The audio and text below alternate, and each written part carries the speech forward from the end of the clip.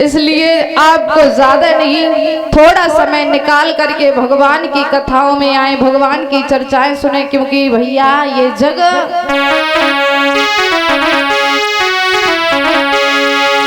कि भक्तों दुनिया में लाखों का मेला जुड़ा,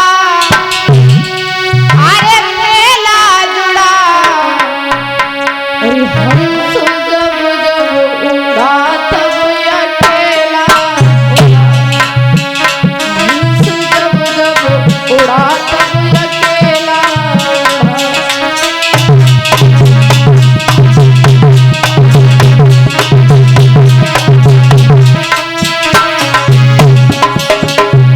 दादा, आपका कितना भी क्यों न भरा परिवार हो, कितने भी हितकारी व्यवहारी हो, लेकिन याद रखना बेटा हक निभाता है केवल अग्निदान तक। अगर आपका बेटा है तो बेटा हक निभाएगा केवल अग्निदान तक। कौन सी अग्नि? जब आप शमशान में जाओगे तो मुखा अग्नि जो बोलते हैं वो दादा बेटा ही देता है। तो बेटा हक निभाएगा केवल अग्निदान तक, बेटी हक निभाएगी केवल कन्यादान तक। जब तक बेटी कुंवारी है तब तक तुम्हारी है, और बेटी का पीले हाथ कर दिए तो बेटी पराई घर की हो जाती है।